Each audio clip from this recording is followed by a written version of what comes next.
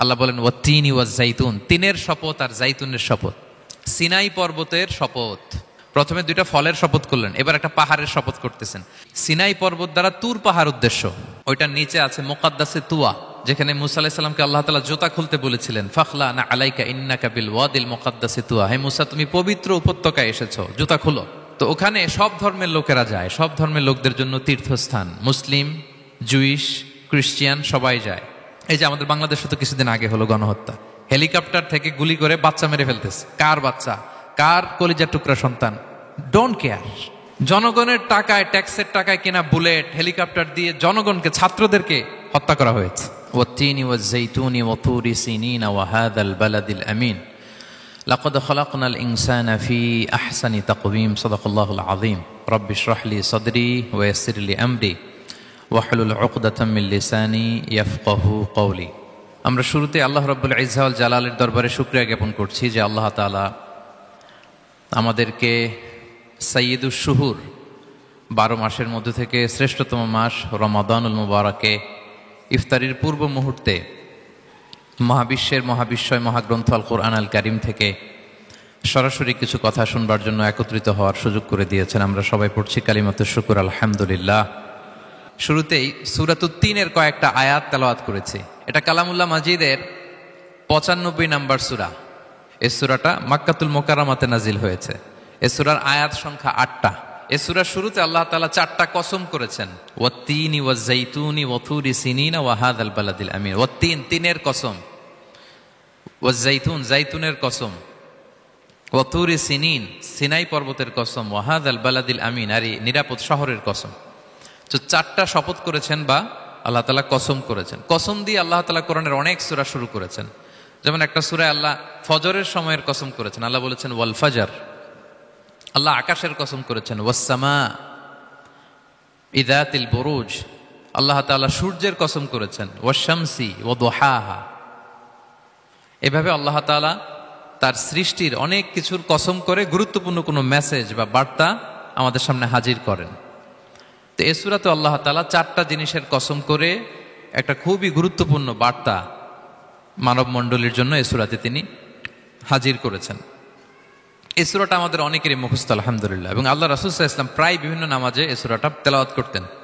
বারা ইবনে আযিব রাদিয়াল্লাহু তাআলা আনহু উনি বর্ণনা করেন যে আমি একবার এশার সালাতে আল্লাহ রাসূল সাল্লাল্লাহু আলাইহি ওয়াসাল্লামের কণ্ঠে নামাজে সূরা 3 তিনি তেলাওয়াত করেছেন, আমি নিজ কানে শুনেছি।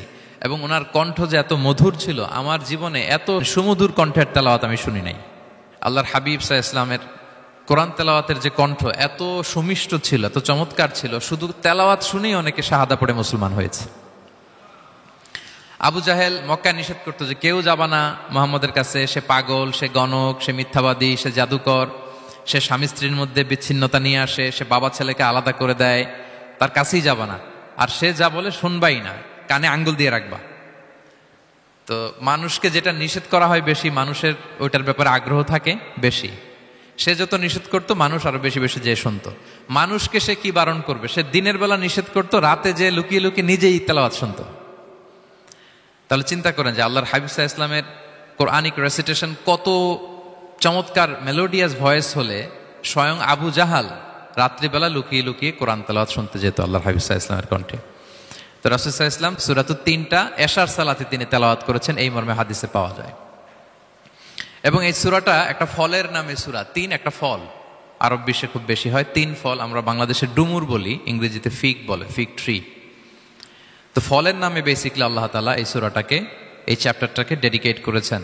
আমরা সূরাকে ইংরেজিতে চ্যাপ্টার বলি। কোরআনে 114টা চ্যাপ্টার, এর মধ্যে এই সূরাটা হচ্ছে ফলের নামে ডেডিকেটেড। বিভিন্ন নামে খুব ইনক্লুসিভ হয়েতে আল্লাহ তাআলা কোরআনে সূরাগুলো দিয়েছেন। কোরআনে আপনি প্রাণীর নামে সূরা পাবেন, প্রাণী। মানুষের নামে সূরা পাবেন। মানুষের মধ্যে 3 ভাগ, মুমিন, তারপর কাফির, এরপর মুনাফিক। প্রত্যেকের নামে সূরা।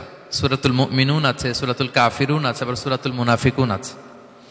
আমাদের দৃশ্য জগতের সবচেয়ে বড় প্রাণীটা হচ্ছে হাতি, তাই না? এই হাতির নামে একটা সূরা আছে। বলেন তো ওই সূরার নাম কি? সূরা ফিল। তারপর আমরা যে দেখি আমাদের দৃশ্য জগতের সবচেয়ে ছোট প্রাণী হচ্ছে পিঁপড়া। পিঁপড়ার নামে একটা সূরা আছে, সূরা আন-নামল। আন-নামল মানে পিঁপড়ার সূরা। মাকড়সার নামে সূরা আছে, সূরাতুল আনকাবুত।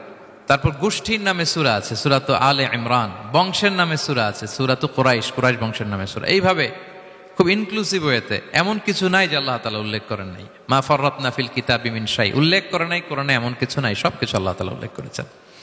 তো এই সূরাটা হচ্ছে একটা ফলের নামে, ফলটার নাম হচ্ছে তিন ফল। আল্লাহ তাআলা বলছেন ওয়াত-তিন, তিনের শপথ। আমি একবার সরল বঙ্গানুবাদ করি, এরপর আমি তাফসিরে ঢুকি। তিনের শপথ, ওয়াজ-জাইতুন, জাইতুনের শপথ, ওয়াতুরি সিনিন, সিনাই পর্বতের শপথ, ওয়াহাদাল বালাদিল আমিন, এই নিরাপদ শহরের শপথ।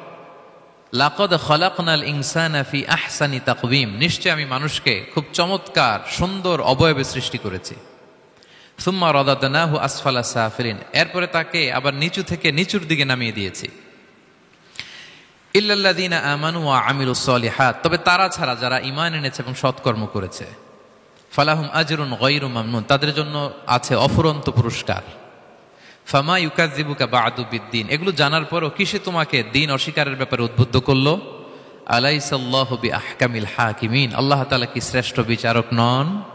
সাদাকাল্লাহুল আযীম। এই হচ্ছে এই সূরাটির সরল অনুবাদ। এবার আমরা তাফসিরে ঢুকি। প্রথমে আল্লাহ তাআলা বলেছেন ওয়াত-তিন, তিনের শপথ। তিন মানে তো আমরা জানলাম, তিন মানে ডুমুর। আল্লাহর হাবিব সাল্লাল্লাহু আলাইহি ওয়াসাল্লাম তিনি তিন ফল পছন্দ করতেন এবং এটা ডায়াবেটিক্সের জন্য ভালো, ডায়াবেটিক্স নিয়ন্ত্রণ করে। আমাদের বোনদের যাদের ইররেগুলার মেনস্ট্রুয়েশনাল পিরিয়ড হয়, এটার জন্য এটা খুব ভালো এবং খুব স্ট্রেংথ স্টেমিনা আনে শরীরে। এটা জান্নাতের একটা গাছ।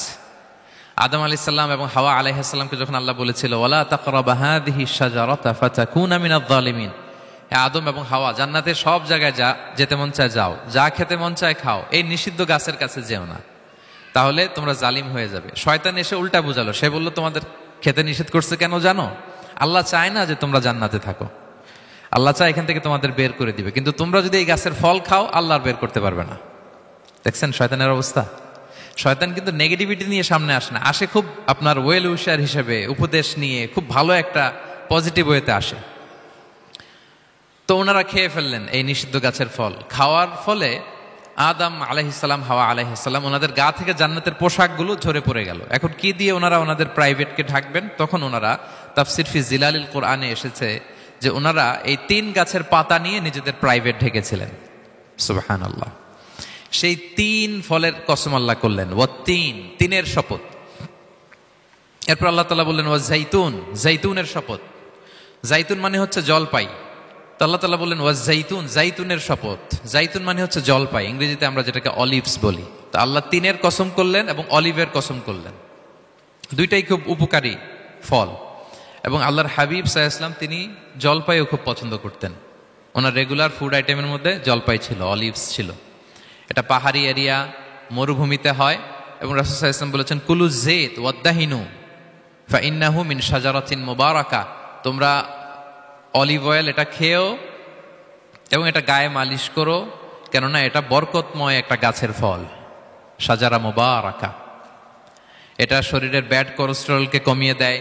দাড়িতে অ্যাপ্লাই করলে, চুলে অ্যাপ্লাই করলে সহজে পাকে না দাড়ি চুল, এবং স্কিনে অ্যাপ্লাই করলেও স্কিনের জন্য ভালো, স্কিনের জন্য বেশ ভালো। এটা যাদের সুযোগ হয় আপনারা দাড়িতে চুলে অ্যাপ্লাই করবেন, খাবেন।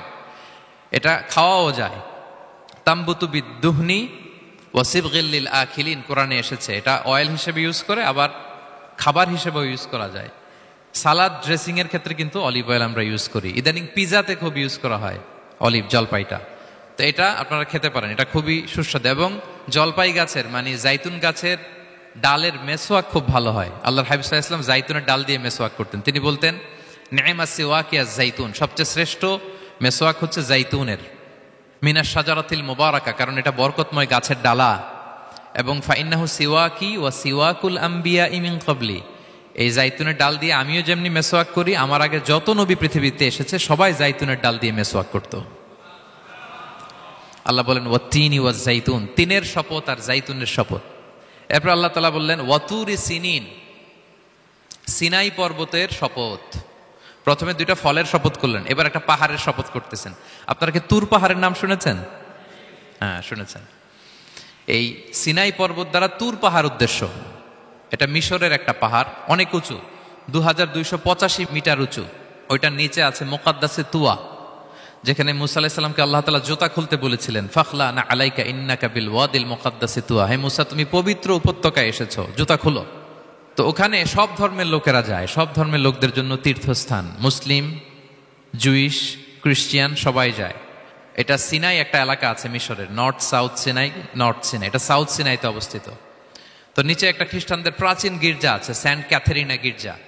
সেখান থেকে চলতে চলতে আপনাকে উপরে যেতে হবে, ফজরের পরে আবার চলে আসতে হবে, তা না হলে দুপুরবেলায় 10টা-11টার দিকে এমন সূর্যের প্রখর তাপ ওই পাথরের মধ্যে লাগে, ওখানে আর থাকা যায় না। একেবারে তুর পাহাড়ের উপরে সেখানে খ্রিস্টানদের জন্য ছোট্ট একটা সেনাগোগ আছে, তারা প্রার্থনা করে। খ্রিস্টানদের একটা চার্চ আছে, মুসলিমদের জন্য ছোট্ট একটা মুসল্লা আছে সুরাওয়ের মতো। আল্লাহ ওই সিনাই উপত্যকার কসম করেছেন, ওয়াতুরি সিনিন, সিনাই উপত্যকার কসম। এখানে আল্লাহ তাআলা মুসা আলাইহিস সালামকে তাওরাত দিয়েছিলেন, মেজর একটা আসমানি কিতাব দিয়েছিলেন, এবং সরাসরি মুসা আলাইহিস সালাম এই পাহাড়ের চূড়ায় বসে আল্লাহ তাআলার সাথে কথা বলতেন। ওয়াকাল্লামাল্লাহু মুসা তাকলিমা, উনি সরাসরি কথা বলতেন, এটা ওনার একটা স্পেশাল বৈশিষ্ট্য ছিল, ক্যারেক্টারিস্টিক্স। এবং আল্লাহ তাআলা নূরের তাজাল্লি দিয়ে এই পাহাড়কে একবার জ্বালিয়ে দিয়েছিলেন। আজও এই পাহাড়ের রংটা অনেকটা একটু লালচে, একটু কালোচে, একটু রেডিশ কালারের। এবং মুসা আলাইহিস সালাম এই নূরের তাজাল্লির ঝলকে তিনি বেহুশ হয়ে গিয়েছিলেন এই পাহাড়ের উপরে।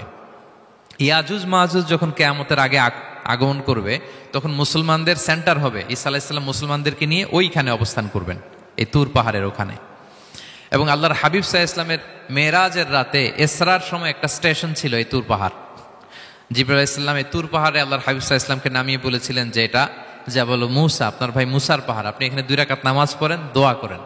আল্লাহর হাবিব সাল্লাল্লাহু আলাইহি ওয়াসাল্লাম এই তুর পাহাড়ে 2 রাকাত সালাত আদায় করেছিলেন এবং দোয়া করেছিলেন। আল্লাহ এই তুর পাহাড়ের কসম কাটলেন, ওয়াতুরি সিনিন, সিনাই পর্বতের কসম, যেখানে তাওরাত কিতাব নাজিল হয়েছিল। এরপর আল্লাহ তাআলা বললেন, ওয়াহাদাল বালাদিল আমিন, আর এই নিরাপদ শহরের শপথ। এই শহর দ্বারা মক্কা শহর উদ্দেশ্য, কারণ রাসূল সাল্লাল্লাহু আলাইহি ওয়াসাল্লাম তখন মক্কায় ছিলেন, মক্কা নগরী। এই শহরের পূর্ব নাম ছিল বাক্কা। মক্কা নগরীকে বলা হয় উম্মুল কুরা, সব শহরের মা, সব শহরের সেন্টার, পৃথিবীর নাভিস্থল। এবং আল্লাহ তাআলা বলেছেন, মান দাখালাহু কানা আমিনা, এখানে যে প্রবেশ করবে সে নিরাপদ। হেরেমের মধ্যে কিন্তু কাউকে আক্রমণ করা যায় না, কোনো খুনিও যদি ঢুকে যায় অ্যাটাক করা যাবে না। তো জাহেলি যুগে এমনটা ঘটতো, কারোর সাথে কারো শত্রুতা হলে, ধরেন যে একজন তার বাবাকে হত্যা করেছে, তো সে তাকে পেয়েছে, ওই লোক বাঁচার জন্য দৌড়াতে দৌড়াতে হেরেমের ভিতরে ঢুকে যেত, কারণ সে জানে যে হেরেমে ঢুকলে সে আমাকে মারবে না। তো পরে সে যখন হেরেম থেকে বেরোতো, আবার তার সাথে যুদ্ধ শুরু হতো। এবং এই শহরের এত মর্যাদার কারণ হচ্ছে, সাইয়েদনা ইব্রাহিম আলাইহিস সালাম তিনি আল্লাহর কাছে দোয়া করেছিলেন যে রব্বি জাআল হাদা বালাদান আমিনা, হে আল্লাহ আপনি এই শহরকে নিরাপদ করেন, ওয়ারযুক আহলাহু মিনাস সামারাত, আর এই শহরের অধিবাসীদেরকে আপনি ফলমূল দিয়ে রিজিকের ব্যবস্থা করেন। এখনো দেখবেন যে সারা পৃথিবীতে যেই ফল নাই, মক্কাতে ওই ফল আছে। সারা পৃথিবী থেকে ফল ওখানে যায়, এবং মক্কার নেইবরিং সিটি তায়েফ, সেখানে অনেক ফল উৎপাদিত হয়, এখানে আসে। নিরাপদ শহর, বালাদান আমিনা। এবং আল্লাহর হাবিব সাল্লাল্লাহু আলাইহি ওয়াসাল্লাম বলেছেন যে এই মক্কা শহর আমার সবচাইতে প্রিয় শহর। বাধ্য হয়ে তিনি যখন হিজরত করলেন মদিনায়, সেদিন বারবার তিনি মক্কার দিকে পেছনে ফিরে ফিরে তাকান, আর কেঁদে কেঁদে তিনি বলতেছিলেন যে মাক্কাতু আহাব্বুল বিলাদ ইলাইয়া, মক্কা আমার কাছে সবচেয়ে প্রিয় নগরী। লাউলা উখরিজতু লামা খারাজতু, আমাকে যদি জোর করে বের করে দেয়া না হতো, আমি কোনোদিন মক্কা ছেড়ে অন্য কোথাও যেতাম না। আল্লাহর হাবিব সাল্লাল্লাহু আলাইহি ওয়াসাল্লামের সবচেয়ে প্রিয় শহর ছিল মক্কা, এবং এটা আল্লাহর হাবিব সাল্লাল্লাহু আলাইহি ওয়াসাল্লামের জন্মস্থান, মাকান মাউলিদির রাসূল। রাসূল সাল্লাল্লাহু আলাইহি ওয়াসাল্লামের বিলাদাত হয়েছে এই শহরে। এবং এই শহরকে আল্লাহ বলেছেন মাসাবাতান লিন্নাসি ওয়া আমনা, মানুষের মিলনস্থল, কেন্দ্রস্থল, সারা পৃথিবী থেকে মানুষ ওখানে যায়। আপনি যে রমাদানে যদি মক্কায় যান, আল্লাহু আকবার, লক্ষ লক্ষ উমরা পালনকারী সেখানে, ইউরোপ থেকে, আফ্রিকা থেকে, অস্ট্রেলিয়া থেকে, এশিয়া থেকে, সারা পৃথিবীর মানুষের মিলনস্থল। ওখানে গেলে আপনি দেখবেন মাসাবাতান লিন্নাসি ওয়া আমনা, নিরাপদ জায়গা এবং মানুষের মিলনস্থল। এটা এখানে এমন মসজিদ আল্লাহ রেখেছেন কাবা ঘরের চারদিকে, এটাকে বলা হয় মসজিদুল হারাম, যে মসজিদে 1 রাকাত সালাত পড়লে 1 লক্ষ রাকাতের সওয়াব হয়। আল্লাহর ঘরকে কেন্দ্র করে তাওয়াফের নির্দেশ দেওয়া হয়েছে, ওয়ালিয়াত তাওয়াফু বিল বাইতিল আতিক। পৃথিবীর কোনো ঘরকে তাওয়াফ করা যায় না, কোনো ঘরকে, এই একটা মাত্র ঘর যেটাকে এর চারদিকে এরকম তাওয়াফ করা যায়। তাহলে এই পবিত্র ঘর, পবিত্র মসজিদ যেই শহরে অবস্থিত, সেই শহরের কসম আল্লাহ করেছেন। আল্লাহ বললেন ওয়াহাদাল বালাদিল আমিন, এই নিরাপদ শহরের কসম, মানে মক্কা শহরের কসম। আমরা আপাত দৃষ্টিতে আমাদের কাছে মনে হচ্ছে 2টা ফলের কসম, একটা পাহাড়ের কসম, একটা নগরীর কসম। আসলে বেসিকলি আল্লাহ তাআলা এই 4টা শপথ দিয়ে 3 নবীর জন্মস্থান, 3 নবীর নবুয়তের কসম করেছেন। কিভাবে সেটা আমি মিলিয়ে দেই। এই যে প্রথমে যে আল্লাহ বলেছেন ওয়াত্তিনি ওয়া জাইতুন, তিন এবং জাইতুনের কসম। পৃথিবীতে সবচেয়ে বেশি তিন এবং জাইতুন কোথায় উৎপন্ন হয় জানেন? ফিলিস্তিনে। কোথায়? শাম দেশে, যেটা হাদিসের পরিভাষায় বলা হয় শাম, বর্তমান ফিলিস্তিন এবং সিরিয়া মিলে। তিন জাইতুন দিয়ে বেসিকলি আল্লাহ তাআলা ফিলিস্তিনের শপথ করেছেন, শাম দেশের শপথ, যেখানকার বেথলহামে ঈসা আলাইহিসসালাম, জেসাস ক্রাইস্ট, তিনি জন্মগ্রহণ করেছেন, ঈসা আলাইহিসসালামের জন্মস্থান। তাহলে তিন জাইতুনের শপথের মাধ্যমে মূলত আল্লাহ তাআলা ঈসা আলাইহিসসালামের জন্মস্থানের শপথ করেছেন, কারণ সেখান থেকে ওহী বিচ্ছুরিত হয়েছে, ওনার কাছে ইনজিল নাজিল হয়েছিল। এবং এই শামের মর্যাদার ব্যাপারে অনেক কথা আল্লাহর হাবিব সাল্লাল্লাহু আলাইহি ওয়াসাল্লাম তিনি বলেছেন। আল্লাহ রাসূল সাল্লাল্লাহু আলাইহি ওয়াসাল্লাম যখন মেরাজে যান, তখন মক্কা থেকে এই শাম দেশে ফিলিস্তিনের বাইতুল মাকদাসে রাসূল সাল্লাল্লাহু আলাইহি ওয়াসাল্লামকে নিয়ে যাওয়া হয়েছিল। এবং রাসূল সাল্লাল্লাহু আলাইহি ওয়াসাল্লাম প্রায় বলতেন তুবা আলি শাম, শামের জন্য বরকত, কেননা ফেরেশতারা তাদের রহমতের পাখা শাম দেশের উপর বিছিয়ে রেখেছে। এবং তিনি বলতেন ফিতনার সময় আলাইকুম বিশাম, তোমরা শামে যেও, শামে থেকো। এবং তিনি দোয়া করেছেন আল্লাহুম্মা বারিক লানা ফি শামিনা, আল্লাহ তুমি আমার শাম অঞ্চলে আল্লাহ তুমি বরকত দিও। এবং হাদিসে এসেছে এই শামই হচ্ছে আরদুল মাহশার, এখানেই হাসর হবে। শাম অঞ্চলকে বিস্তীর্ণ করে এখানেই ময়দানুল মাহশার আল্লাহ তাআলা কায়েম করবেন, হাসরের ময়দান এখানেই হবে। এবং সেখানেই হচ্ছে সানিউল কিবলাতাইন, আমাদের আগের কেবলা কিন্তু বাইতুল মাকদাসের দিকে ছিল, যেটা শামে অবস্থিত, ফিলিস্তিনে বাইতুল মুকাদ্দাস, যেই মসজিদে নামাজ পড়লে এক রাকাতে 500 রাকাতের সওয়াব। 3টা মসজিদে সালাত পড়লে স্পেশাল ভার্চুর কথা আছে, এর বাইরে আর অন্য মসজিদের বিশেষ কোনো ফজিলত নাই, বাকি সব মসজিদ সমান। এক হচ্ছে মসজিদুল হারাম, 1 রাকাতে 1 লক্ষ রাকাত। 2 নম্বর মসজিদে নববী, 1 রাকাতে 1000 রাকাতের সওয়াব, আর একটা দুর্বল বর্ণনায় 50,000 রাকাতের সওয়াব। 3 নম্বরে এই মসজিদুল আকসা, 1 রাকাতে 500 রাকাতের সওয়াব। এই 3 মসজিদেই যেন আমরা যে সালাত আদায় করতে পারি, আল্লাহ তুমি তৌফিক দান করো। 2 মসজিদে তো একেবারেই সহজ যাওয়া, মক্কা মদিনাতে। বাইতুল মাকদাসের জন্য আমরা যেতে পারি, আল্লাহ তুমি সেই পরিস্থিতি আমাদের জন্য তৈরি করে দাও। তো এই বাইতুল মাকদাসের দিকে রাসূল সাল্লাল্লাহু আলাইহি ওয়াসাল্লাম টানা 14 বছর নামাজ পড়েছেন। 14 বছর। প্রথম 13 বছর কোনো সমস্যা হয়নি মক্কায়, কারণ তখন কেবলা বাইতুল মুকাদ্দাস থাকলেও রাসূল সাল্লাল্লাহু আলাইহি ওয়াসাল্লাম সামনে রাখতেন কাবাকে। কেবলা বাইতুল মুকাদ্দাস, কিন্তু তিনি তো মক্কায় ছিলেন নবুয়তির প্রথম 13 বছর, সামনে কাবাকে রাখতেন, তারপরে টু দ্য ডাইরেকশন অফ বাইতুল মুকাদ্দাস। কিন্তু যখন মদিনায় গেলেন তখন তো আর কাবা নাই, তখন রাসূল সাল্লাল্লাহু আলাইহি ওয়াসাল্লাম কাবাকে মিস করতে আরম্ভ করলেন। আর প্রায় আল্লাহর কাছে কামনা করতেন, আমার বংশের গোড়া ইব্রাহিম আলাইহিস সালামের রুট যেখানে, আমার জন্মস্থান, সেই কাবার দিকে যদি আবার কেবলাটা ফিরিয়ে দেয়া হতো। কদ নারা তাকাল্লুবা ওয়াজহিকা ফিস সামা ফালানুওয়াল্লিয়ান্নাকা কিবলাতান তারদাহা। আল্লাহ আয়াত নাযিল করলেন, নবী আপনি আকাশের দিকে তাকিয়ে কি ভাবেন আমি বুঝি, আপনি চান কেবলা যেন আমি মক্কার দিকে ঘুরিয়ে দেই। আল্লাহ তাআলা ঘুরিয়ে দিলেন। আল্লাহ বলেন ফাওয়াল্লি ওয়াজহাকা শাতরাল মসজিদিল হারাম, এখন থেকে মসজিদুল হারামের দিকে আপনি টু দ্য ডাইরেকশন অফ কেবলা নামাজ পড়বেন। কেবলা চেঞ্জ হয়ে গেল। তো মদিনায় যে 16-17 মাস আর মক্কায় 13 বছর, মোট 14 বছর আল্লাহর হাবিব সাল্লাল্লাহু আলাইহি ওয়াসাল্লাম এই মসজিদুল আকসার দিকেই হয়েই তিনি নামাজ পড়েছেন। এটা আমাদের আগের কেবলা ছিল। এবং শেষে কিয়ামতের আগে যে মালহামার যুদ্ধ হবে, তখন রাসূল সাল্লাল্লাহু আলাইহি ওয়াসাল্লাম বলেছেন মালহামার যুদ্ধের সময় মুসলমানদের ফুস্তাদ বা তাবু হবে, শিবির হবে এই ফিলিস্তিনের দামেস্কের পাশে আল গৌতা নামে এক জায়গা আছে, ওই গৌতাতে। এবং ঈসা আলাইহিস সালাম এসে যে দাজ্জালকে হত্যা করবেন সেটাও এই শামে। ফিলিস্তিনের বাবুল লুদ এখনো একটা জায়গা আছে, ওই জায়গাটার নাম এখনো বাবুল লুদ, ওখানে তিনি দাজ্জালকে হত্যা করবেন। এবং সেখানে একটা সাদা মিনারা আছে, ফেরেশতার পাখায় ভর করে ঈসা আলাইহিস সালাম তখন সেখানে নেমে আসবেন। ওই ফিলিস্তিনের ওই শাম দেশের ওই মিনারার পাশে তিনি এসে পৃথিবীতে তিনি নুজুল করবেন, নুজুল ঈসা আলাইহিস সালাম। তো 3 এবং জাইতুনের কসম করে বেসিকলি আল্লাহ তাআলা ঈসা আলাইহিস সালামের জন্মস্থানের কসম করেছেন, কারণ 3 এবং জাইতুন, ডুমুর এবং জলপাই, অলিভ কোন দেশে বেশি হয়? শাম দেশে। আওয়াজ করে বলেন কোন দেশে? বর্তমান ফিলিস্তিন এবং সিরিয়া। এবং ওই ভূখণ্ডে আল্লাহ নবী ঈসা আলাইহিস সালামের জন্মস্থান। তাহলে এই 2 ফলের কসম করে বেসিকলি আল্লাহ তাআলা ঈসা আলাইহিস সালামের জন্মস্থানের কসম করেছেন। ওনার প্রতি নাজিল হওয়া যে তাওরাত ইনজিল গ্রন্থ, এই রেভেলেশনের কসম করেছেন। আচ্ছা, এরপরে ওয়াতুরি সিনিন, সিনাই পর্বতের কসম। সিনাই পর্বত বা তুর পাহাড় হচ্ছে মিশরে অবস্থিত, আর মিশর হচ্ছে মুসা আলাইহিস সালামের জন্মস্থান। কার জন্মস্থান? মুসা আলাইহিস সালামের জন্মস্থান। তাহলে ওয়াতুরি সিনিন, তুর পাহাড়ের কসম বুঝিয়ে আল্লাহ তাআলা মূলত মুসা আলাইহিস সালামের জন্মস্থানের কসম করেছেন, যেখানে তাওরাত নাজিল হয়েছে। এরপরে ওয়াহাদাল বালাদিল আমিন, এ নিরাপদ শহর বলে আল্লাহ তাআলা মক্কা শহরকে বুঝিয়েছেন। আর মক্কা কার জন্মস্থান বলেন তো? মুহাম্মদুর রাসূলুল্লাহ সাল্লাল্লাহু আলাইহি ওয়াসাল্লাম, সাইয়্যিদুল মুরসালিন, খাতামুন নবিয়্যিন, রাহমাতাল লিল আলামিন, হাবিবুল্লাহ মুহাম্মদুর রাসূলুল্লাহ সাল্লাল্লাহু আলাইহি ওয়াসাল্লামের জন্মস্থান।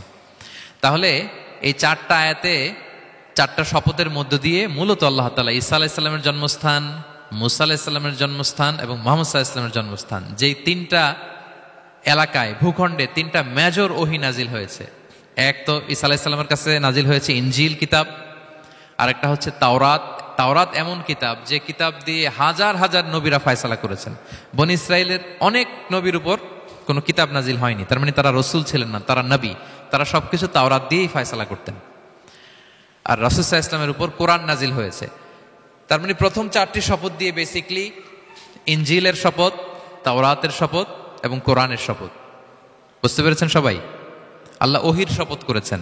দেখেন, ফল, পাহাড়, নগরী মাড়িয়ে সারা পৃথিবী ঘুরিয়ে আপনাদেরকে শেষ পর্যন্ত ইনজিল, তাওরাত এবং কোরআনে নিয়ে আসছেন আমার সাথে আসছেন।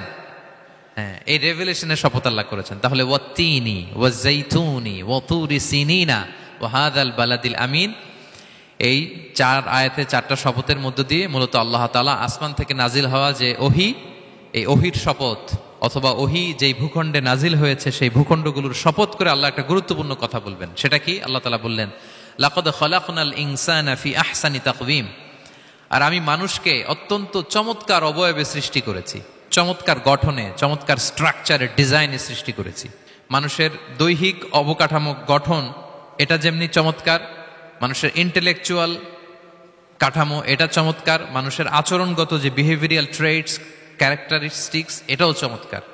প্রত্যেক দিক থেকে আল্লাহ তাআলা নান্দনিকভাবে মানুষকে তিনি তৈরি করেছেন। আমরা যদি দেহের কথা বলি, হিউম্যান অ্যানাটমি নিয়ে যাদের ধারণা আছে, আপনি শুনলে অবাক হবেন এত জটিলভাবে আমাদের দেহটা ফাংশন করে। ঠিক যেই মুহূর্তে আমি কথা বলতেছি আমার ব্রেইন সচল, আমার নার্ভ সিস্টেম সচল, হেয়ারিং সিস্টেম, স্মেলিং সিস্টেম, আমার এই যে হার্ট সচল, সিস্টোলিক ডায়াস্টোলিক অলিন্দ নিলয় হচ্ছে, আমার লাং কাজ করতেছে, কিডনি ইজ ওয়ার্কিং পারফেক্টলি, সব কিছু কাজ করতেছে। এত সূক্ষ্মভাবে আমাদের দেহটা কাজ করে, এটাকে ইংরেজিতে বলে মরফোলজি, আকৃতি সংক্রান্ত যে বিদ্যা। এটা নিয়ে যদি আপনি দেখেন যে মানুষের হাত কিভাবে কাজ করে, মানুষের পা কিভাবে কাজ করে, মানুষের হিউম্যান ব্রেইন কিভাবে কাজ করে, আপনি অবাক হবেন। এবং আল্লাহর যে সেট আপ, লাকাদ খালাকনাল ইনসানা ফি আহসানি তাকওয়িম, নিশ্চয় আমি মানব জাতিকে চমৎকার অবয়বে তৈরি করেছি। আপনি যদি অবয়বটা দেখেন, আমাদের স্ট্রাকচার, এর চেয়ে সুন্দর করে আর তৈরি করা যেত না, এর চেয়ে সুন্দর আর হতে পারে না। যেখানে যা দেয়ার, মাথার চুল থেকে পায়ের নখ পর্যন্ত, আপনি একটা ডিজাইনে, স্ট্রাকচারে, সেট আপে আপনি ভুল ধরতে পারবেন না। যেখানে যেটা দরকার, আপনি একটু খেয়াল করে দেখেন যে এই যে আমাদের চোখ, চিকিৎসা বিজ্ঞান বলতেছে যে মানুষ 10 মিলিয়নেরও বেশি রং শনাক্ত করতে পারে। Human eyes can identify more than 10 million colours. 10 মিলিয়নেরও বেশি রং আমরা আমাদের চোখ দিয়ে শনাক্ত করতে পারি। সুবহানাল্লাহ, সুবহানাল্লাহ বিহামদি। আচ্ছা, চোখের সেট আপটা একটু যদি খেয়াল করেন, দেখেন আমার এই চোখ এখানে না থেকে এটা যদি জাস্ট 2 ইঞ্চি উপরে এখানে হইতো, এইটা যদি কপালে যদি আমাদের চোখ হইতো, কি অবস্থা হইতো বলেন তো? সিজদা দিতে পারতেন আল্লাহকে? বলেন, দিতে পারতেন? আচ্ছা, আমরা কিছু খাওয়ার সময় আমরা কি করি? ওইটা ভালো আছে কিনা, পচে গেল কিনা, স্মেলটা আগে দেখি, তারপরে খাই। দেখেন কত চমৎকার সেট আপ। একটু খেয়াল করেন, এই নাকের সেট আপ যদি এইখানে না থাকে, আমাদের নাক যদি পেছনে থাকতো, খাওয়ার সময় খাবারটা বাসি কিনা, ভালো আছে কিনা কি করতেন? লাকাদ খালাকনাল ইনসানা ফি আহসানি তাকওয়িম। আচ্ছা দেখেন, এই যে আমরা কান দিয়ে শুনি, এই যে কান পেঁচানো, মনে করেন না যে এমনি এমনি পেঁচানো, এই পেঁচানো, এটাই পথ না থাকলে আমরা শুনতেই পেতাম না। এটা এমনভাবে সেট আপ করা, এটাই ইথারে ভাষা তরঙ্গকে এয়ার ড্রামের ভেতরে সুন্দরভাবে ইনপুট করে, নাহলে আমরা শুনতে পেতাম না। আপনার এই কান কেটে ফেলে দিলে আপনি শুনতে পারবেন না। এটা এইভাবেই যেতে হবে, সুরঙ্গটা এইভাবে তৈরি হইতে হবে। আচ্ছা দেখেন, আপনার কান, এই কান যদি এইখানে না থেকে আপনার ডান বগলের নিচে হইতো, বাম কান যদি বাম বগলের নিচে হইতো, তাহলে কি হইতো বলেন? আজকে আমার ওয়াজ কিভাবে শুনতেন বলেন দেখি? কিভাবে শুনতেন? বুদ্ধি আছে বলে যে হুজুর এইভাবে শুনতাম। সুবহানাল্লাহ, সুবহানাল্লাহ। লাকাদ খালাকনাল ইনসানা ফি আহসানি তাকওয়িম, আমি মানুষকে সবচেয়ে সুন্দর সর্বোত্তম গঠনে তৈরি করেছি। দেখেন, কান দুটো ওইখানে থাকলে কথা শুনতে হইলে হাত উঁচু করে রাখা লাগতো। আল্লাহ, আপনি একটা একটা অঙ্গ দেখেন, ঠিক যেখানে যেটা যেভাবে সেট করা দরকার, আল্লাহ তাআলা দয়া করে অনুগ্রহ করে ঠিক সেভাবে তিনি সেট করেছেন। আমাদের চেহারার মধ্যে দেখেন এক একজনের এক এক রং, ওয়াখতিলাফু আলসিনাতিকুম ওয়া আলওয়ানিকুম ইন্না ফি যালিকা লাআয়াতুন লিল আলিমিন। আল্লাহ বলেন তোমাদের ভাষার ভিন্নতা দিয়েছি, তোমাদের গায়ের রঙের ভিন্নতা, একজনের চেহারার সাথে আরেকজনের মিল নাই, একজনের ফিঙ্গারপ্রিন্টের সাথে। আয়াহসাবুল ইনসানু আল্লান নাজমাআ ইযামা বালা কাদিরিনা আলা আন নুসাউইয়া বানানা। মানুষ ভেবেছে সে মারা গেলে তাকে আমি তার অস্থি মজ্জা হাড় গোশত চামড়া জোড়া লাগাতে পারবো না। আরে তার আঙ্গুলির অগ্রভাগ পর্যন্ত আমি সুবিন্যস্ত করে আমার কাছে রেখে দিয়েছি ফিঙ্গারপ্রিন্ট। আমাদের ফিঙ্গারপ্রিন্টগুলো আল্লাহর কাছে সংরক্ষিত, একজনের ফিঙ্গারপ্রিন্টের সাথে আরেকজনেরটা মিলে না। এই যে আমার 10 আঙ্গুলে 10টা ফিঙ্গারপ্রিন্ট, পায়েরগুলো হচ্ছে ফুটপ্রিন্ট, একটার সাথে আরেকটা মিলে। আমার এটার সাথে এটা মিলবে বলেন? আমার সাথে আপনারটা মিলবে? বর্তমানে পৃথিবীতে কত কোটি মানুষের বসবাস বলেন? এই যত মানুষ পৃথিবীতে আছে একজনের আঙ্গুলের ছাপের সাথে, এই যে বায়োমেট্রিক্যাল অথেন্টিকেশন যে আমরা করি, একজনের ফিঙ্গারপ্রিন্টের সাথে আরেকজনের ফিঙ্গারপ্রিন্টের মিল নাই। একজনের ফুটপ্রিন্টের সাথে ফুটপ্রিন্ট মিল, ইভেন একজনের আই প্রিন্টের সাথে। আমাকে একজন ওনার হসপিটালে নিয়ে গেল ঢাকায়, তো উনি ওনার দরজা খুলতেছে আই প্রিন্ট দিয়ে, মানে উনি না গেলে খুলে না। উনি আর ওনার খুব কাছের স্টাফ, এটা গুরুত্বপূর্ণ একটা অফিস, তো উনি চোখ দিল, আই প্রিন্ট নিল, এরপরে দরজা খুলে যাচ্ছে। দেখেন একজনের আই প্রিন্টের সাথে আরেকটা আই প্রিন্ট মেলে না। সুবহানাল্লাহ। প্রিয় ভাইরা, একজনের ফিঙ্গারপ্রিন্টের সাথে আরেকজনের ফিঙ্গারপ্রিন্টের কোনো মিল আছে পৃথিবীতে? ফুটপ্রিন্টের সাথে, আই প্রিন্টের সাথে? কারণ ডিজাইনারটা কে বলেন তো? হুয়াল্লাযী ইউসাউবিরুকুম ফিল আরহামি কাইফা ইয়াশা। মায়ের পেটে থাকতেই আল্লাহ তাআলা এগুলো ডিজাইন করে দিয়েছেন, আমি কেমন হব, আমার বৈশিষ্ট্য কেমন কেমন হবে। এই যে আমি যে আমার বাবা দাদা 14 পুরুষের ডিএনএ বয়ে বেড়াই, এগুলো সব নিয়ে আমার বৈশিষ্ট্য, আমার কণ্ঠস্বর, আমার ক্যারেক্টারিস্টিক্স, আমার ফিচার কেমন হবে, সব তিনি আল্লাহ তাআলা মায়ের পেটে থাকতেই ডিজাইন করে দিয়েছেন। সুবহানাল্লাহ। আল্লাহ বলছেন লাকাদ খালাকনাল ইনসানা ফি আহসানি তাকওয়িম। প্রিয় ভাইরা, কসম করার পরে আল্লাহ যে কথাটা বলেন এটা অনেক গুরুত্বপূর্ণ, খুবই গুরুত্বপূর্ণ বার্তা। আল্লাহ চারটা কসম করে, তিনটা নবীর জন্মস্থানের শপথ করে তিনি বললেন লাকাদ খালাকনাল ইনসানা ফি আহসানি তাকওয়িম। নিশ্চয় আমি অত্যন্ত চমৎকার আকৃতিতে মানুষকে তৈরি করেছি। মানুষের গঠন এরকম, মাথা থেকে পা পর্যন্ত। আমি তো দু একটার কথা বললাম, চোখ, নাক, কান, আপনি একটা একটা করে যদি ধরেন, আমাদের হেয়ারিং সিস্টেম কিভাবে কাজ করে, হেয়ারিং নার্ভ কিভাবে কাজ করে, আমাদের সেন্সেশন কিভাবে কাজ করে, আমাদের ব্রেন কিভাবে কাজ করে। আমাদের এক একজনের ব্রেন 1.5 কেজি ওজন, 3 পাউন্ডের মতো একটা সুস্থ মানুষের অ্যাভারেজ ব্রেনের ওজন। এই ব্রেনের মেমোরি হচ্ছে 2.5 মিলিয়ন গিগাবাইট। আপনার মোবাইলে স্পেস কত বলেন, মেমোরি কত? হ্যাঁ, 512 জিবি। আর আমার আর আপনার ব্রেইনের যে মেমোরি, এই মেমোরি হচ্ছে 2.5 মিলিয়ন গিগাবাইটস। আল্লাহ, এই যে প্রতি মুহূর্তে আমাদের নিউরন কানেক্টিভিটি হচ্ছে, ব্রেনের স্নায়ুগুলোর যত কানেক্টিভিটি হয়, যত আমরা চিন্তা করে ব্রেনকে খাটাই, নতুন নতুন জিনিস আমরা তৈরি করতে পারি। এবং এমনভাবে আল্লাহ তাআলা এমন সফিস্টিকেটেড ব্রেইন আল্লাহ মানুষকে দিয়েছে, মানুষ পারে না এমন কিছু নাই। মানুষ যা কল্পনা করতে পারে মানুষ তা করে দেখাতে পারে। এজন্য আমাদের কল্পনার জানালাটাকে বড় করতে হবে। আই রিপিট, মানুষ যা কল্পনা করতে পারে, ইমাজিন করতে পারে, সেটা মানুষ করে দেখাতে পারে। ওই ক্যাপাসিটি দিয়ে আল্লাহ তাআলা মানুষকে তৈরি করেছেন। সুবহানাল্লাহ, সুবহানাল্লাহ। লাকাদ খালাকনাল ইনসানা ফি আহসানি তাকওয়িম। এই ব্রেনকে খাটিয়ে মানুষের কত ইনভেনশন, কত ডিসকভারি, মানুষ সভ্যতার পর সভ্যতা বিনির্মাণ করেছে। চোখ ধাঁধানো মানুষের আবিষ্কার, তাক লাগিয়ে দিয়েছে গোটা বিশ্বে একটার পর একটা করে। আল্লাহ এমনভাবে মানুষকে তিনি তৈরি করেছেন। লাকাদ খালাকনাল ইনসানা ফি আহসানি তাকওয়িম। চমৎকার অবয়বে, তার দৈহিক অবয়ব যেমনি সুন্দর, তার বুদ্ধিগত, তার চিন্তাগত, তার ইন্টেলেক্ট, এটাও তেমন সুন্দর, এটাও তেমন চমৎকার। পৃথিবীর কোনো প্রাণীকে আল্লাহ তাআলা এরকম হিউম্যান ব্রেনের মতো এরকম সফিস্টিকেটেড ব্রেন দিয়ে, ইন্টেলেক্ট দিয়ে তৈরি করেনি। এজন্য সব প্রাণী থেকে মানুষ আলাদা। সব প্রাণী থেকে মানুষের চিন্তা, বিবেক, বুদ্ধি এগুলো আলাদা। তাহলে দেখেন, মানুষের শ্রেষ্ঠত্ব মূলত এগুলোর দ্বারা। মানুষ যদি তার চিন্তা, বিবেক, বুদ্ধি খাটায়, সে শ্রেষ্ঠ হয়ে যায়। আমি একটা কথা প্রায় বলি যে মানুষ যদি ভালো হয় সে ফেরেশতার চেয়েও ভালো, আর মানুষ যদি খারাপ হয় সে পশুর চেয়েও নিকৃষ্ট। আল্লাহ বলেন উলাইকা কাল আনআমি বাল হুম আদাল লাহুম কুলুবুল লা ইয়াফকাহুনা বিহা ওয়া লাহুম আ'য়ুনুল লা ইউবসিরুনা বিহা ওয়া লাহুম আযানুল লা ইয়াসমাউনা বিহা উলাইকা কাল আনআমি বাল হুম আদাল। তাদের হৃদয় আছে, ওটা দিয়ে অনুধাবন করে না সত্যকে। চোখ আছে, ওটা দিয়ে সে সত্যটা দেখে না, কান আছে হকের কথা শোনে না। উলাইকা কাল আনআম, আল্লাহ বলেন তারা প্রাণীর মতো, চতুষ্পদ জন্তুর ন্যায়। শুধু অতটুকুই না, বালহুম আদল, তারা তার চেয়েও নিকৃষ্ট, তার চেয়েও নিকৃষ্ট। তাহলে মানুষ ভালো হলে সে ফেরেশতাকে ছাড়িয়ে যায়, আর মানুষ নিকৃষ্ট হলে সে পশুত্বকে হার মানায়। কথা বুঝতে পেরেছেন? মানে আমরা ভালো হলে সবচেয়ে ভালো, খারাপ হলে সবচেয়ে খারাপ। একটা পশু আর একটা পশুকে হত্যা করে কেটে 20 টুকরা করছে, এরকম কোন নিউজে আসছে কোনোদিন? কিন্তু আশরাফুল মাখলুকাত মানুষ তার মতো রক্তে মাংসে গড়া আরেকটা মানুষকে নির্মমভাবে হত্যা করে কেটে 20 টুকরা করে বস্তাবন্দি করে ডোবার মধ্যে ফেলে রাখছে, এরকম নিউজ আছে না বলেন? আছে। মানুষ তার মতো একটা মানুষকে নির্মমভাবে হত্যা করে, এরকমও তো আছে যে কেরোসিন দিয়ে তার মতো আরেকটা মানুষকে সে জ্বালিয়ে দিয়েছে, আছে না নাই বলেন? গ্রামের পর গ্রাম জ্বালিয়ে দেয়, জনপদের পর জনপদ ধ্বংস করে দেয়, বোমা মেরে শহর উড়িয়ে দেয়। লিটল বয় মেরেছিল আমেরিকান সোলজাররা জাপানের হিরোশিমা শহরের উপর। আমি হিরোশিমা তো গত বছর ভিজিট করে আসলাম, আমি নিজে দেখে এসেছি যে এখানে বোমটা মেরেছে। মুহূর্তের মধ্যে পুরো শহর ভ্যানিশ, এমন রেডিয়েশন। তো যেই আমেরিকান পাইলট বোমা মারতেছে সেও মানুষ, সেও কি? আর যাদেরকে ধ্বংসের জন্য এই লিটল বয় মারলো হিরোশিমাতে আর ফ্যাটম্যান মারলো নাগাসাকিতে, এরাও কি? তাহলে দেখেন, মানুষ তার মতো আরেকটা মানুষকে এরকম মেরে টুকরো টুকরো কুচি কুচি করতে সে দ্বিধাবোধ করে না। আল্লাহ, মানুষ গণহত্যা চালায়, জেনোসাইড। এই যে আমাদের বাংলাদেশে তো কিছুদিন আগে হলো গণহত্যা, হেলিকপ্টার থেকে গুলি করে বাচ্চা মেরে ফেলতেছে। কার বাচ্চা? কার কলিজার টুকরা সন্তান? Don't care. জনগণের টাকায়, ট্যাক্সের টাকায় কেনা বুলেট, হেলিকপ্টার দিয়ে জনগণকে, ছাত্রদেরকে হত্যা করা হয়েছে।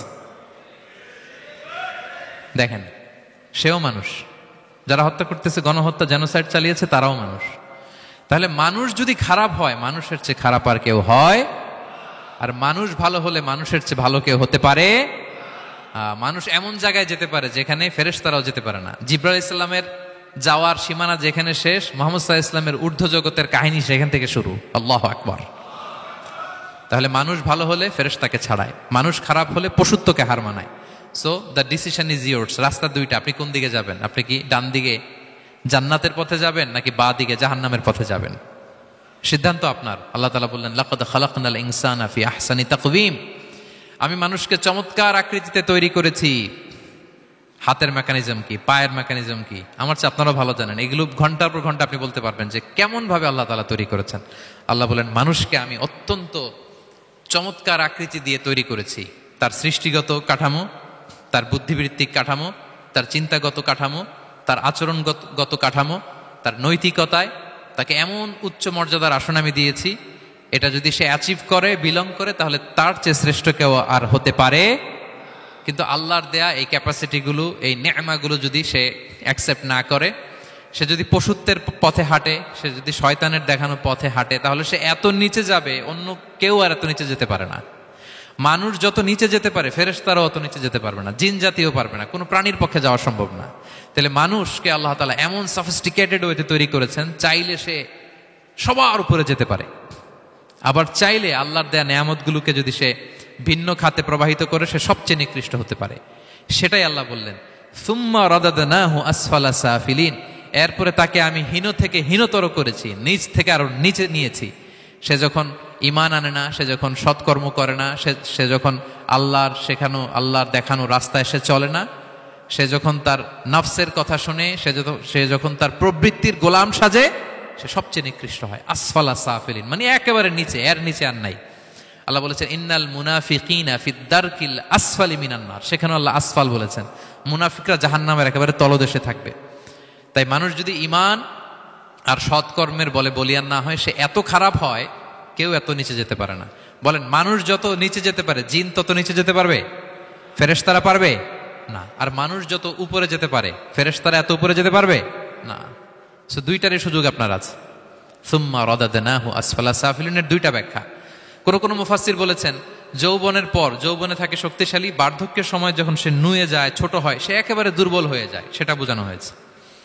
আর অন্যান্য মুফাসসিরিন একরাম বলেছেন, না, আল্লাহর দেওয়া এই নেয়মা, ক্যাপাসিটি যখন সে সঠিক পথে কাজে লাগায় না, সে যখন প্রবৃত্তির অনুসরণ করে, সে তখন এত খারাপ হয়, এত নিচ থেকে নিচুতর হয়, এত হীন থেকে হীনতর হয়, তার চেয়ে হীনতর আর কেউ তখন হতে পারে না। সেখান থেকে বাঁচার দুটি রাস্তা আল্লাহ বলেছে। আল্লাহ বলছেন ইল্লাল্লাযীনা আমানু ওয়া আমিলুস সলিহাত, তবে যারা ঈমান আনে এবং সৎকর্ম করে তারা ছাড়া। তারা ওই নিচু থেকে নিচুতর নয়, তারা শ্রেষ্ঠতর। ঈমান এবং সৎকর্ম, ঈমান এবং আমলে সালেহাত। কোরআনের অনেক জায়গায় আপনি আয়াতটা পাবেন, ইন্নাল্লাযীনা আমানু ওয়া আমিলুস সলিহাতি কানাত লাহুম জান্নাতুল ফিরদাউসি নুজুলা। নিশ্চয়ই যারা ঈমান এনেছে সৎকর্ম করেছে তাদের জন্য আমি জান্নাতে ফেরদাউস রেখে দিয়েছি। তা আল্লাহ বলেন তারা নিকৃষ্ট হবে না যারা ঈমান এনেছে সৎকর্ম করেছে। যারা কি এনেছে? ঈমান। আর কি করেছে? সৎকর্ম করেছে। ইল্লাল্লাযীনা আমানু, যারা ঈমান এনেছে সৎকর্ম করেছে, ফালাহুম আজরুন গায়রু মামনুন, তাদের জন্য রয়েছে অফুরন্ত পুরস্কার, মানে জান্নাত। তাদের জন্য কি? ওই জান্নাতে যেতে আমরা চাই কি চাই না বলেন? রাস্তা কয়টা? এটা চলে গেছে ডান দিকে, এটার গন্তব্য হচ্ছে ডেস্টিনেশন জান্নাতুল ফেরদাউস। আর এটা শয়তানের পথ, এটা আপনার প্রবৃত্তির দেখানো পথ, এটা চলে গিয়েছে জাহান্নামে। So now the decision is years. আপনার ডিসিশন, কোন দিকে যাবেন, ডানে না বায়ে? জান্নাতে না জাহান্নামে? জান্নাতে যেতে চাই আমরা। ফালাহুম আজরুন গায়রু মামনুন, তাদের জন্য আছে অফুরন্ত নেয়ামত, অফুরন্ত পুরস্কার। আমরা যেন সেই পুরস্কার লাভে ধন্য হতে পারি, আমরা সবাই বলি আমিন। আল্লাহ বলেন এইভাবে 4টা কসম করার পরে, এত গুরুত্বপূর্ণ বার্তা হাজির করার পরে, তোমার ঘুমন্ত বিবেককে জাগিয়ে তোমাকে বার্তা দেওয়ার পরেও কিভাবে তুমি অস্বীকার করতে পারো আখিরাতকে? ফামা ইউকাযযিবুকা বা'দু বিদ্দিন, এরপরেও কোন বিবেকে, কোন আকলে, কোন সাহসে তুমি কর্মফল দিবসকে অস্বীকার করো? কোন সাহসে? এখানে দিন দ্বারা উদ্দেশ্য কর্মফল। ভালো করলে যে ভালো পাবে, খারাপ করলে যে খারাপ পাবে, দিনের অনেক অর্থ, এটার তাফসিরে গেলে সময় কুলাবে না। ফামা ইউকাযযিবুকা বা'দু বিদ্দিন, এরপরেও কর্মফলকে অস্বীকার করার সাহস তুমি কোত্থেকে পাও? কিসে তোমাকে উদ্বুদ্ধ করে কর্মফল দিবসকে অস্বীকার করতে? আলাইসাল্লাহু বিআহকামিল হাকিমিন, আল্লাহ তাআলা কি শ্রেষ্ঠ বিচারক নন? সূরা আবু দাউদে আল্লাহর হাবিব সাল্লাল্লাহু আলাইহি ওয়াসাল্লাম বলেন, কেউ যদি সূরাতুত তিন তেলাওয়াত করে, করতে করতে যদি শেষ আয়াতে চলে আসে, আর সে যখন পড়ে আলাইসাল্লাহু বিআহকামিল হাকিমিন, আল্লাহ তাআলা কি শ্রেষ্ঠতম বিচারকদের মধ্যে সর্বশ্রেষ্ঠ বিচারক জাজ নন? তখন সে যেন উত্তর দেয়, এটা তো আল্লাহর প্রশ্ন। আলাইসাল্লাহু বিআহকামিল হাকিমিন, আল্লাহ আমাদেরকে প্রশ্ন ছুড়ে দিয়েছেন যে আল্লাহ তাআলা কি শ্রেষ্ঠ বিচারক নন? তখন যে তেলাওয়াত করে সে যেন বলে বালা বালা ওয়া আনা আলা যালিকা মিনাশ শাহিদিন। বালা মানে অবশ্যই, হ্যাঁ আল্লাহ অবশ্যই আপনি শ্রেষ্ঠ বিচারক, আর আপনি যে শ্রেষ্ঠতম বিচারক এই সাক্ষী আমি দিচ্ছি, এই ঘোষণা আমি দিচ্ছি। পড়েন সুবহানাল্লাহ।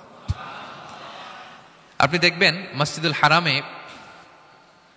হারামুল মাক্কিতে যখন তেলাওয়াত করে ইমাম সাহেবরা, এই আয়াতের পরেই যদি রুকুতে যায় দেখবেন ফিসফিস করে বলে যে বালা বালা ওয়া আনা আলা যালিকা মিনাশ শাহিদিন। আমি নিজে শুনেছি, দেখবেন ওনার এটা পরে, কারণ আল্লাহ এখানে প্রশ্ন ছুড়ে দিয়েছেন।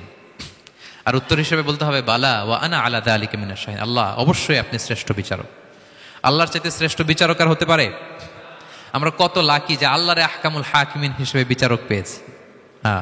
আমাদের বিচার যদি অন্য কেউ করতো, নিজেরা যদি নিজেদের, আল্লাহ যদি বলতো তোরটা বিচার তুই কর আর তোরটা তুই কর, কি অবস্থা হইতো বলেন? যার সাথে যার শত্রুতা আছে ওইখানে দেখাই দিত। কিন্তু আমরা বিচারক হিসেবে পেয়েছি কাকে? আল্লাহ কি পার্সিয়ালিটি করবে বিচারে? স্বজনপ্রীতি করবে? কারো উপর জুলুম করবে? কাউকে ঠকাবে? আল্লাহ বলেন ওয়ামা আনা বিযাল্লামিল লিল আবিদ, আমি কখনো আমার বান্দার উপর জুলুম করি না, জুলুম করি না। ওয়া নাদাউল মাওয়াজিনাল কিসতা লিয়াউমিল কিয়ামা, কিয়ামতের দিন আমি মিজান নামে এমন এক ন্যায় বিচারের মানদণ্ড স্থাপন করব, ফালা তুযলামু নাফসুন শাইআ, এক বিন্দু পরিমাণ কেউ মাজলুম হবে না, এক বিন্দু পরিমাণ কেউ মাজলুম হবে না। এজন্য দুনিয়াতে যদি বিচার না পান, আল্লাহর দরবার বিচারটা দিয়ে রাখেন, সেদিন বিচার হবে। আহকামুল হাকিমিন আপনারা ঠকাবে না। দুনিয়াতে বিচার পান নাই, মাজলুম হয়েছেন, মানুষ ভুল বুঝছে, কেউ আপনারে ঠিক মতো বুঝে নাই, আপনার কথাটা কাকে বলবেন? বিপদে পড়লে ক্রাইসিস মোমেন্টে কাকে শেয়ার দিবেন? না ফেসবুকে শেয়ার দিবেন? আমরা তো ফেসবুকে শেয়ার দিয়ে দিই এখন। ফেসবুকে শেয়ার দেওয়ার আগে, বন্ধুকে শেয়ার দেওয়ার আগে, স্ত্রীর কাছে শেয়ার করার আগে আমার সমস্যার কথা আগে শেয়ার করব কাকে? কারণ আলাইসাল্লাহু বি আহকামিল হাকিমিন, আল্লাহ বলছেন আমি কি শ্রেষ্ঠ বিচারক নই? বালা বালা ইয়া রব ওয়া আনা আলা যালিকা মিনাশ শাহিদিন, অবশ্যই আল্লাহ আপনি শ্রেষ্ঠ বিচারক। ক্লিয়ার হয়েছে না সবার কাছে? শপথ কয়টা ছিল? 4টা। মূলত নবুয়তের শপথ, তাই না? নবুয়ত আমাদের জন্য সবচাইতে বড় নেয়ামত। কারণ নবীরা যদি আমাদেরকে এই তথ্যগুলো না দিতেন, আমরা জান্নাত জাহান্নাম চিনতাম? ভাইরা বলেন তো, আখেরাত চিনতাম? এই যে আখেরাত হবে, পুলসিরাত হবে, day of judgement, day of accountability, আল্লাহর সুপ্রিম কোর্টের কাঠ গড়ায় পাই টু পাই হিসাব দিতে হবে, নবীরা না এসে বললে আমরা এত বুঝতাম না। নবীরা জান্নাত জাহান্নাম চিনিয়েছে, আল্লাহর বিশদ পরিচয় আমাদের সামনে তুলে ধরেছে, আখিরাতের পরিচয়, লাইফ আফটার ডেথ কিরকম হবে সবকিছু আমাদের কাছে তুলে ধরেছে। সো নবুয়ত আল্লাহ তাআলার পক্ষ থেকে অনেক বড় নেয়ামত। 2 নম্বর নেয়ামত হচ্ছে আল্লাহ তাআলা আমাদেরকে যে ক্যাপাসিটি দিয়েছে, বুদ্ধিমত্তা, ইন্টেলেক্ট, বিচার বিশ্লেষণ, যেটা দিয়ে আমরা অন্যান্য সব প্রাণী থেকে আলাদা, এটা আল্লাহর বড় নেয়ামত। এই নেয়ামতের শুকরিয়া যেন আমরা করি। এবং আমি যেটা বলেছি, মানুষ যেটা কল্পনা করতে পারে সেটা সে করেও দেখাতে পারে। সো আল্লাহ তাআলা যাকে যেই কোয়ালিটি দিয়েছে, ক্যাপাসিটি দিয়েছে, আমরা যেন এই নেয়ামতের শুকরিয়া করি। নেয়ামতের শুকরিয়া করলে এই নেয়ামত দেওয়ার ধারাবাহিকতা এটা বাড়িয়ে দেয় কে? লা ইন শাকারতুম লা আযীদান্নাকুম ওয়া লা ইন কাফারতুম ইন্না আযাবি লাশাদীদ। শুকরিয়া করলে নেয়ামত আরো বাড়িয়ে দেব। তাহলে প্রথম নেয়ামত ছিল নবুওয়াত, প্রফেটহুড, প্রফেসি, এটা অনেক বড় নেয়ামত। এই রেভেলেশন এসে আমাদেরকে এনলাইটেন করেছে। তা না হলে আমাদের গডকে, গডের ফিচার কি, আখেরাত কি, জান্নাত কি, জাহান্নাম কি, the concept of punishment, concept of আখেরা, কিছুই আমরা ভালোভাবে বুঝতাম না। এটার শপথ আল্লাহ করেছেন। আল্লাহ আমাদেরকে নেয়ামত দিয়েছেন, ক্যাপাসিটি দিয়েছেন, সক্ষমতা দিয়েছেন, সবচাইতে সফিস্টিকেটেড ব্রেন দিয়ে তৈরি করেছেন, এটা একটা বড় নেয়ামত। এবং রাস্তা দেখিয়ে দিয়েছেন, হয় ডানে নয় বায়ে। এবং তিনি আশ্বাস দিয়েছেন যে তোমাদেরকে সঠিক ফায়সালার মাধ্যমে বিচার করা হবে সেদিন। তাই আমাদের বিপদে আপদে সবসময় আমরা যেন ফরিয়াদ করি এক মহান সত্তার কাছে। বলুন তো আওয়াজ করে, তিনি কে? আল্লাহর কাছে যেন আমরা ফরিয়াদ করি। আল্লাহ তাআলা আমাদের সবাইকে কথাগুলো বুঝা আর আমল করার তৌফিক দান করুক।